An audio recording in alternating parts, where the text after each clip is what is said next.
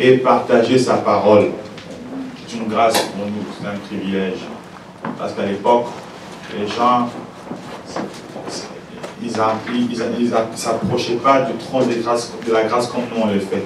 Ils passaient par des intermédiaires. Aujourd'hui, nous avons juste Christ qui est notre intermédiaire, celui des Seigneurs. Donc, oui, bien aimés, comme vous savez, nous tendons vers la fin de l'année. L'année tend vers la fin. C'est un moment où il y a beaucoup d'événements qui arrivent aussi. C'est un moment où il y a des choses difficiles qui peuvent arriver. Donc c'est un moment où on doit être prudent parce que aussi les temps de fête.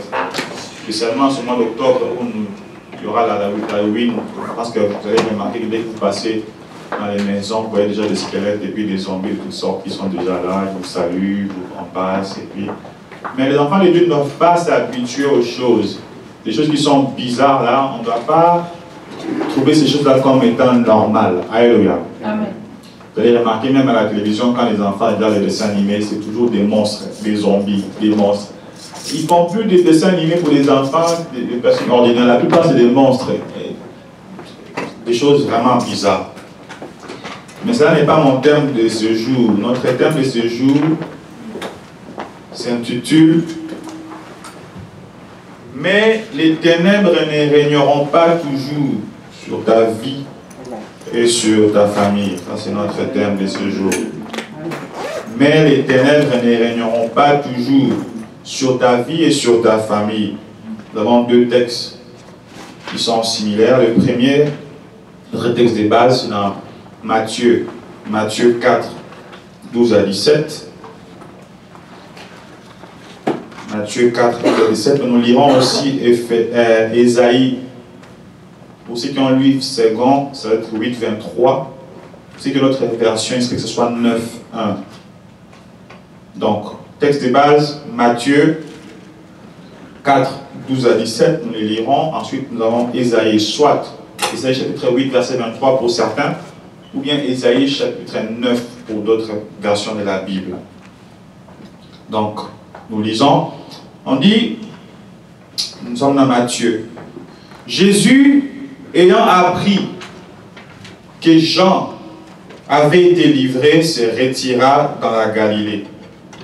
Il quitta Nazareth et vint demeurer à Capernaum, situé près de la mer, dans les territoires des Zabulon et des Nephtali, afin que s'accomplisse ce qui avait été annoncé par Ésaïe les prophètes. Le peuple des Zabulon et des Nephtali, de la contrée voisine de la mer, du pays au-delà du Jourdain et de la Galilée des gentils, ce peuple assis dans les ténèbres a vu une grande lumière. Et sur ceux qui étaient assis dans la région et l'ombre de la mort, la lumière s'est levée. Amen. Nous allons lire aussi Ésaïe. Dans ma version, moi, c'est du chapitre 8, verset 23.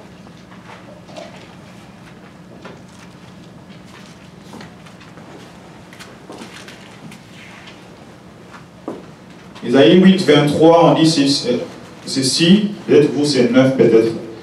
Mais les ténèbres ne régneront pas toujours sur la terre où il y a maintenant des angoisses. Si les temps passés ont couvert l'opprobre, les pays des Zabulon et les pays des Nephtali, les temps à venir couvriront des gloires. La contrée voisine de la mer, au-delà du Jourdain, les territoires des gentils. Le peuple qui marchait dans les ténèbres voit une grande lumière. Sur ceux qui habitaient le pays de l'ombre de la mort, une lumière resplendit. Tu rends le peuple nombreux. Tu lui accordes des grandes joies. Il se réjouit devant toi comme on se réjouit à la moisson. Comme on pousse des cris d'allégresse au partage du butin. Car les jougs qui pesaient sur lui, le bâton qui frappait son dos, la verge de celui qui l'opprimait, tu les brises, comme à la journée des Madian. Amen. On va s'arrêter là. Donc, nous retournons à Matthieu, qui est notre texte, où se trouve notre texte de base, mais nous retournerons aussi sur Ésaïe, parce que c'est une prophétie du prophète Ésaïe. Il avait annoncé la venue du Sauveur, de Jésus, sa naissance. Isaïe l'a annoncé. Et dans Matthieu, cette prophétie-là venait de s'accomplir. Une belle prophétie annoncée. Mais quand on voit les textes, on dit Jésus, ayant appris que Jean avait été livré, se retira dans la Galilée. Donc, Jean-Baptiste, le cousin de Jésus, on va l'arrêter, on finira par lui couper la tête, il mourra, et Jésus, lui, qu'est-ce qu'il va faire? Il va se retirer dans la Galilée. La Galilée, c'est comme une province. C'est la province, c'est une province. C'est comme si nous on est au Québec. Jésus est dans la province du Québec. Il quitta Nazareth et vint demeurer à Capernaum. Donc ici on voit, c'est comme si Jésus est dans la province du Québec. Il a grandi dans la ville de Québec. Là il décide de venir à Montréal. Donc c'est des villes. Donc il était à Nazareth, où est-ce qu'il a grandi. Souvent on l'appelle Jésus de Nazareth. Et puis il va se rendre à Capernaum, une autre ville. Capernaum signifie village de Naoum, ou village de la consolation. Alléluia. Capernaum, cette ville-là, c'était un centre commercial et social principal de la région. À l'époque où Jésus faisait son ministère dans cette région-là.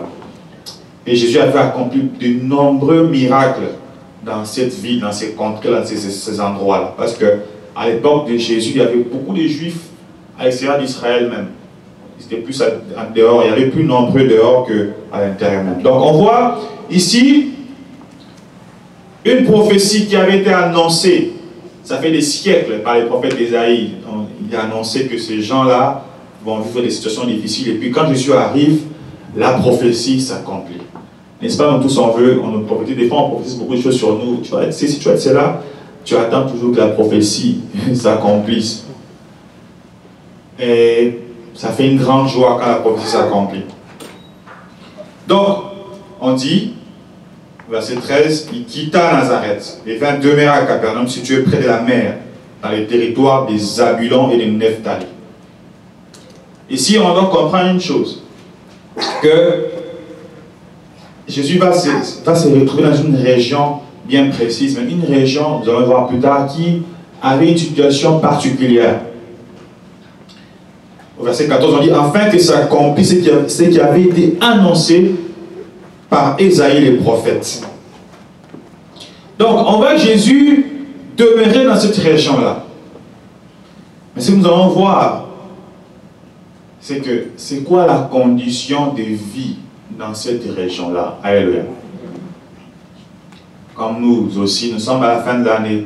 Je ne sais pas quelle est ta situation. Nous avons tous nos besoins, nous avons tous nos soucis, nos inquiétudes, mais il y a une chose que Dieu me rappelle ces derniers temps, c'est que Dieu nous veut, nous d'abord. Nous devons nous soumettre d'abord à Dieu. Il veut que nous puissions lui offrir notre être, l'esprit, l'âme, le corps. Mais souvent, qu'est-ce qu'on fait?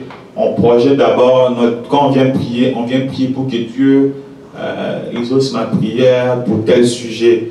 Mais Dieu dit que ton cœur n'est pas déjà proche. Si je te donne cette histoire-là, je te perds pour toujours. Alléluia.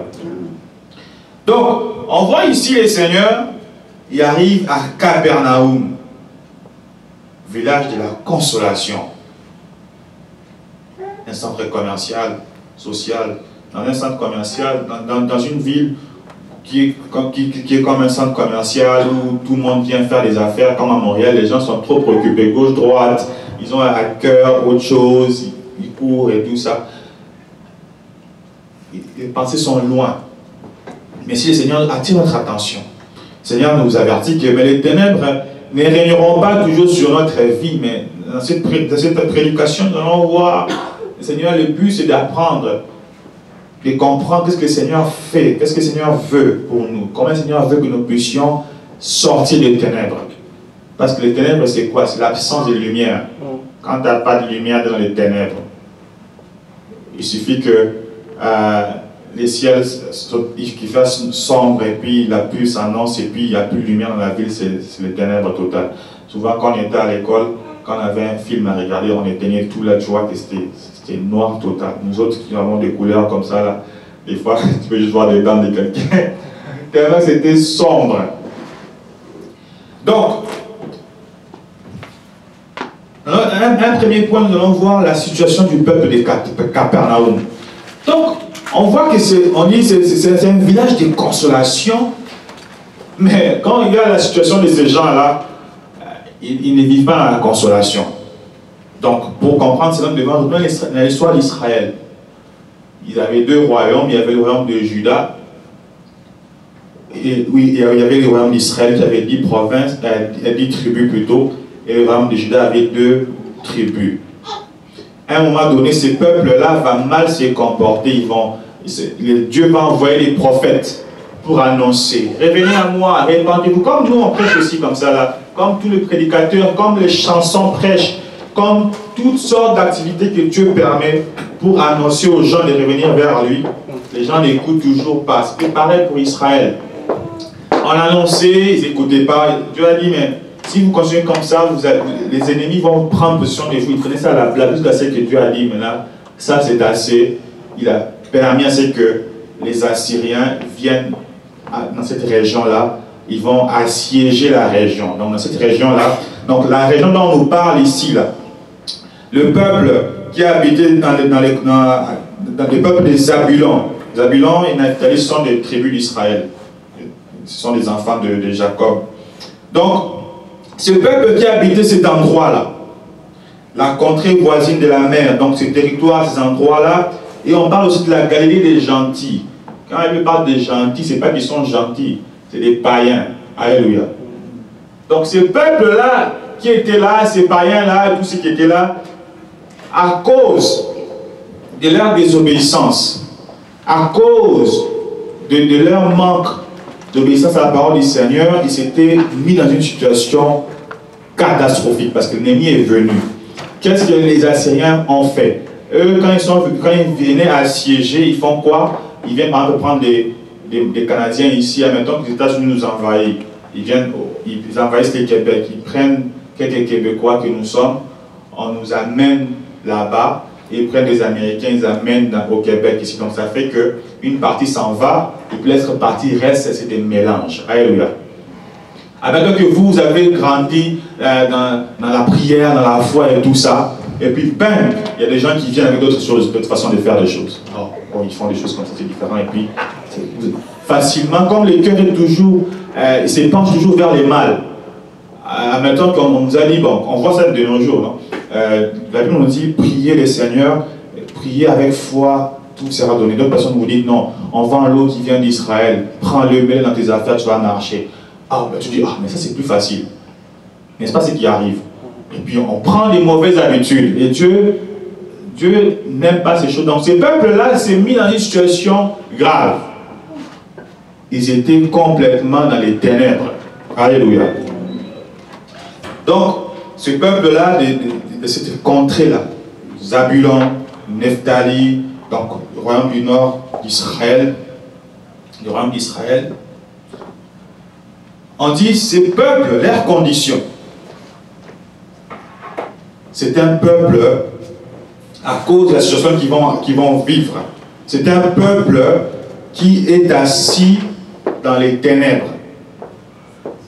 Isaïe, on va lire Isaïe, j'aime bien la description d'Israël, d'Isaïe, dans Matthieu. Donc la condition de ces peuples-là,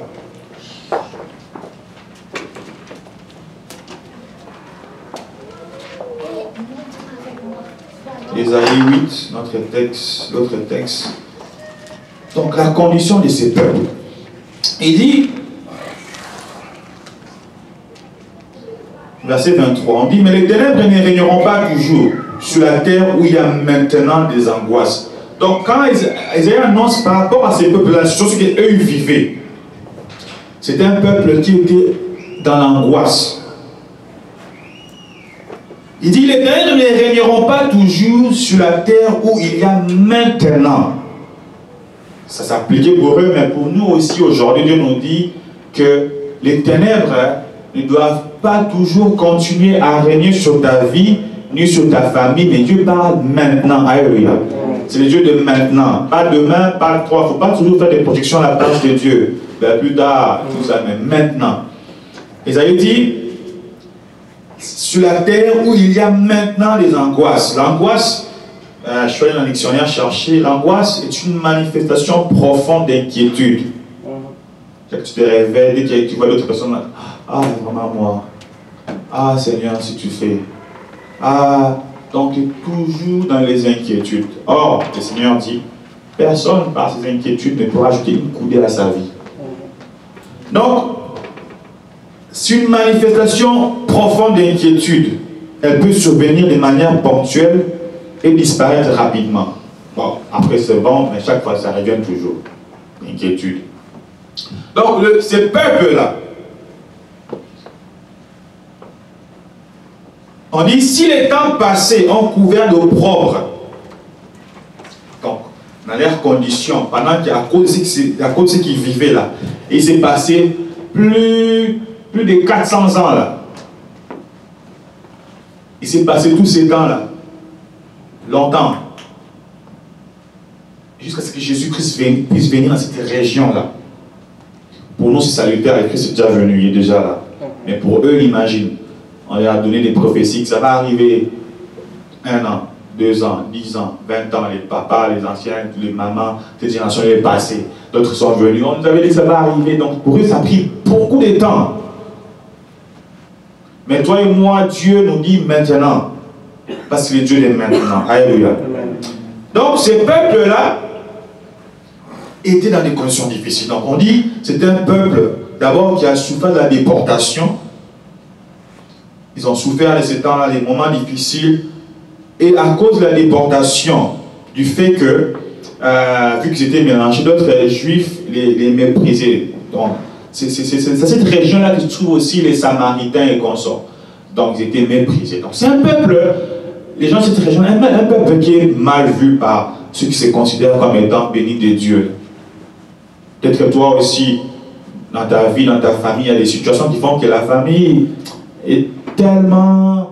Ta situation, tu es tellement perdu, tu te sens comme sans espoir. Mais Dieu te dit ce matin, mais les ténèbres ne régneront pas toujours. Alléluia. Mais Christ va nous montrer comment faire pour que les ténèbres ne règnent pas. Donc, un peuple méprisé, un peuple assis dans les ténèbres. Isaïe nous le dit ici. Au verset chapitre 9, il dit le peuple qui marchait dans les ténèbres. Donc ça dit que voit une grande lumière. Et sur ceux qui habitaient les pays de l'ombre de la mort. Quand tu es dans l'ombre de la mort, hein, tu n'es pas encore mort, mais tu vois déjà chaque jour, tu as l'impression que tu vas mourir. Toutes tes affaires ne fonctionnent pas. Vous voyez l'ombre, hein, quand tu vois l'ombre, c'est ton ombre là, tu vois pas. Avec l'ombre, on ne peut pas voir à quoi tu ressembles réellement, on voit juste des formes. Mais chaque jour, ces peuples-là, peut-être que toi ou peut-être moi, il y a une situation dans notre vie qui fait en sorte que tu te dis, mais finalement, je vais rester comme ça toute ma vie. Désespoir total. Donc ce peuple-là était comme ça. Donc il marchait dans les ténèbres, et puis ils étaient dans l'ombre de la mort. C'est un peuple, on repart des ténèbres, donc le Seigneur dit une chose, il dit que l'œil est la lampe du corps. Si ton œil est en bon état, si tes yeux voient comme il faut, tout ton corps sera éclairé. J'ai déjà vu quelqu'un comme ça. Donc on avait une amie là qui préparait un mariage, tellement qu'il y avait des problèmes par rapport à ça, qu'une fois, elle passait la porte et puis elle n'a même pas vu qu'il y avait la porte là, elle s'est cognée, pour voir que la personne est dépassée. On voit là, il voit qu'il y a des vitres, mais pour lui, il ne voit pas les vitres. Donc, ça veut dire qu'il y avait des ténèbres quelque part, parce que comment tu ne veux pas voir? Et tu te cognes, tu aurais pu te blesser. Oh. Imagine un peu la mariée coupée ici, là. C'est pas beau. Si le mariage, un peu de temps, là, c'est pas beau, là. Donc, si ton œil, mais si ton œil est en bon état, et en mauvais état, Jésus dit, tout ton corps sera dans les ténèbres. Si donc, la lumière qui est en toi est ténèbres, combien seront grandes ces ténèbres? Donc, un peuple qui était assis dans les ténèbres, c'est-à-dire quand on est assis dans les ténèbres, peut faire des choses, nous on pense qu'on se limite là. Parce que l'apôtre Paul nous dit, le Seigneur nous a délivrés de la puissance des ténèbres. Quand tu es sous la puissance des ténèbres, tout ce que tu fais, pour toi, ça paraît normal. Mais au fait, tu ne vois pas qu'il y a d'autres choses devant. Alléluia. Un peuple qui est assis dans les ténèbres, comme Christ a dit, parce que l'œil est la lampe du corps, la Bible dit c'est par ta lumière que nous voyons la lumière. C'est par la lumière de Dieu que nous voyons les choses comme Dieu veut qu'on puisse les voir. Mais à la minute où Dieu n'est pas les chefs, les maîtres, tu ne vois plus les choses à la manière de Dieu. Tu le vois à la façon du monde et nous savons c'est qui influence les mondes, c'est le diable. Donc ça, l'apôtre Paul dit, nous n'ignorons pas les desseins du diable, nous ne voulons pas qu'il prenne avantage sur nous.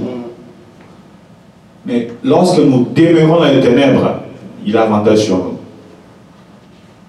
Et il fait son travail. Chacun son travail. Lui, son travail, c'est de détruire. Et puis son travail, c'est de donner la vie abondante.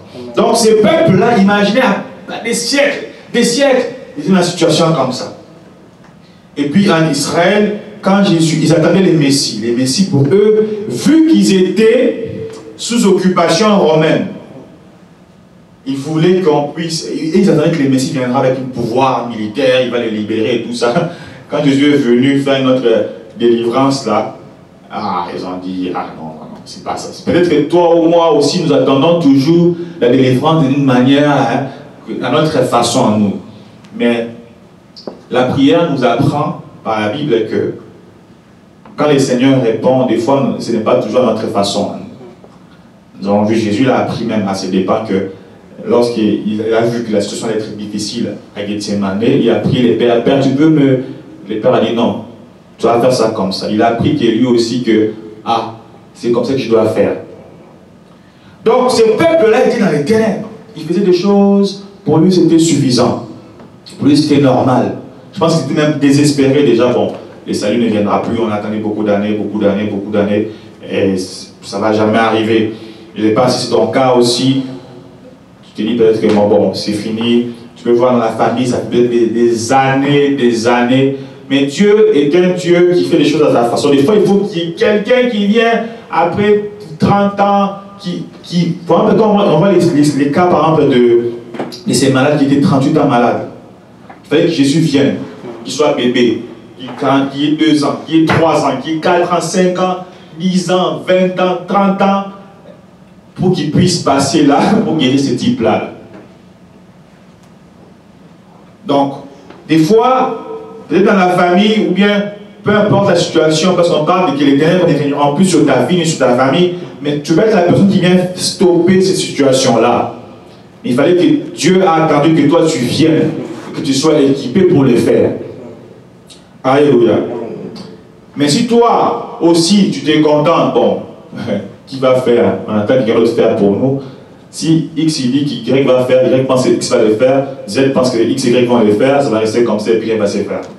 Et on va aller, et puis on va être toujours comme ça. Donc, ce peuple-là était dans les ténèbres. La question que Dieu nous pose, penses-tu être dans la lumière? Chacun de nous sait. Tu regardes, tu observes ta vie, tu observes ta famille. Est-ce que vous êtes dans la lumière? Est-ce que la lumière qui est en toi est ténèbre? Parce que si la lumière qui est en toi est ténèbre, tu peux penser que tu fais les choses comme il faut, mais alors que tu es dans l'obscurité totale. Le jour où tu verras vraiment la lumière, tu vas, oh wow, c'est ça la lumière. Ça va être extraordinaire. C'est comme si quelqu'un habite dans un village, il est toujours habitué aux lampes tempêtes, là, il voit les petites lumières et tout ça, il pense que c'est bon et tout ça. Le jour où il vient dans une grande ville où c'est éclairé en tout temps, là, il va dire, waouh, ça c'est la lumière. Ce que je voyais là-bas, là, c'était rien à comparer à ce que je vois aujourd'hui. Alléluia. Donc, ce peuple-là a souffert de beaucoup de choses. Et Paul nous dit, il nous a délivrés de la puissance des ténèbres. Les œuvres des ténèbres a fait en sorte, parce que la délivrance, les Seigneurs l'accordent. Une fois que tu acceptes les Seigneurs, Jésus comme ton Seigneur et Sauveur réellement, les Seigneurs te délivrent. Maintenant, il faut être dans la marche, parce que l'ennemi n'est pas content que Dieu ait quitté son camp aussi. C'est là le Seigneur parle, quand il donne l'exemple du mauvais esprit, on dit que lorsque l'esprit mauvais sort de quelqu'un, il va dans les lieux arides, il ne trouve pas le repos, il va chercher cet esprit plus méchant que lui. Quand il est dans la maison, il voit que tu n'as rien fait pour combler la maison par l'Esprit du Seigneur, mais il va retourner. Et la condition, la deuxième condition est pire que la première. C'est que ça se passe aussi quand les gens vont courir gauche pour les délivrances, l'exorcisme, tout ça, tu tombes, tu roules, ça empire. Parce que la parole n'a pas pris sa place. Donc, la condition de ces peuples-là, c'est dans les ténèbres. Sous la puissance des ténèbres. L'apôtre Paul parle même de l'empire. Quand tu es sous l'empire des ténèbres, et que c'est le diable qui est l'empereur, même quand nous sommes au Canada, on paie les taxes, à moins que tu puisses travailler dans le noir, mais quand tu reçois ta paie, on te coupe des impôts dessus. Alléluia. Que tu le veuilles ou pas, c'est comme ça la loi du pays. Tu vas t'exécuter la loi du pays. Quand tu es sous l'empire aussi du malin, tu es sous sa puissance, que tu le veuilles ou pas, tu vas faire ce que tu demandes de faire. Jusqu'à ce que tu quittes cet empire-là, tu es dans notre empire. Dans le royaume du Fils de son amour, là, le royaume de Christ, le royaume d'amour. Là, on est sous la loi de l'amour. On fait des choses, c'est merveilleux. Même quand on manque de la nourriture, on est dans la joie.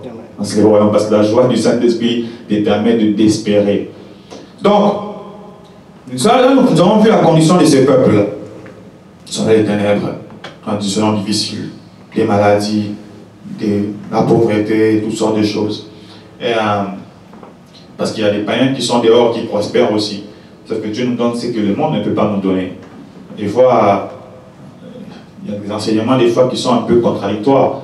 Parce que si quelqu'un ne travaille pas, il attend que Dieu puisse l'envoyer, je ne sais pas, à une voiture du haut des cieux. Tu vas attendre longtemps. On a vu quelqu'un qui s'est réveillé et dit non, non, Dieu m'a dit, je vais aller prendre la bénédiction. Oh, ok. Comment tu vas te rendre? Je ne sais pas. Bon. La foi est foi. Hein. Ça, je ne sais pas si c'est foi, même si la foi est une folie. Il y a des choses qui sont soufflées comme ça, qui sortent dans le vide. Donc, ce peuple-là était dans l'ignorance totale, un peuple perdu, un peuple en difficulté, un peuple dans des choses difficiles. Mais quelque chose va changer. Nous sommes toujours dans Matthieu. Une chose va changer. La venue de Christ, deuxième point, va éclairer. Christ, la lumière qui éclaire l'âme. Parce que la Bible dit que, bien aimé, je souhaite que tu prospères et que tu sois en santé, comme prospère l'état de ton âme. Ton âme prospère, Christ il vient pour éclairer l'âme. Afin que l'âme soit sauvée, qu'il appartienne à Dieu pour toujours. Donc, les ténèbres qui règnent, parce que le texte nous dit que les ténèbres ne régneront pas toujours. Il dit que les ténèbres règnent. Ils se manifestent de plusieurs façons. Tu peux le voir dans ta vie. La paresse spirituelle, des problèmes quelconques. D'autres personnes peuvent avoir des problèmes d'alcool, des affaires comme ça. Toutes sortes de situations, des fois. Parce que nous devons comprendre les cours des événements. Il y a des choses que Dieu permet pour nous apprendre. Des choses qui viennent dans sa volonté, c'est bon. Il y a des choses qui arrivent parce que nous ne sommes pas connectés au Seigneur. Nous laissons le diable nous piétiner dessus. C'est là Dieu, nous allons voir ça plus tard, le Seigneur nous dit par rapport à ça. Donc, ce peuple-là, qui était dans des situations difficiles, quelque chose va arriver. On dit, Jésus ayant entrepris son ministère, dès qu'il a commencé son ministère, on dit que ces peuples assis, nous sommes au chapitre 4, verset 16, dans les ténèbres, a vu une grande lumière. Et sur ceux qui étaient assis dans la région et le long de la mort, la lumière s'est levée. Alléluia. Amen. Maintenant, tu vas me dire, bon, j'ai déjà accepté le Seigneur Jésus-Christ dans ma vie. Ben, le problème, c'est que Christ, tu l'as accepté, mais Christ ne peut pas être juste le sauveur de ta vie, c'est impossible. Il est Seigneur et Sauveur. Il est les deux. Maintenant, le Seigneur nous sauve, il nous délivre de la puissance des ténèbres. Maintenant, qu'est-ce qu'il attend de nous? Qu'est-ce qu'on doit faire pour que les ténèbres s'arrêtent? Parce que la présence de Christ, la présence de Jésus change tout.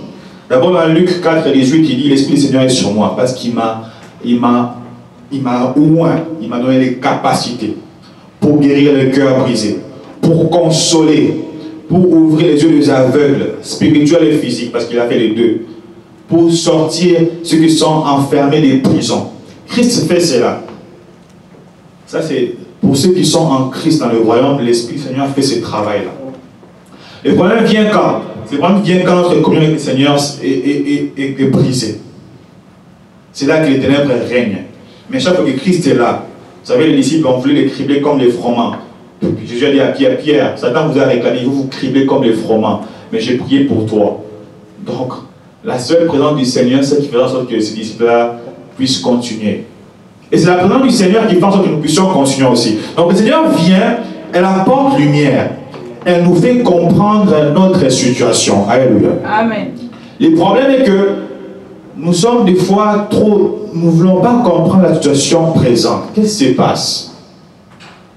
On doit s'examiner et regarder. Mais pourquoi il y a des ténèbres? Pourquoi la lumière?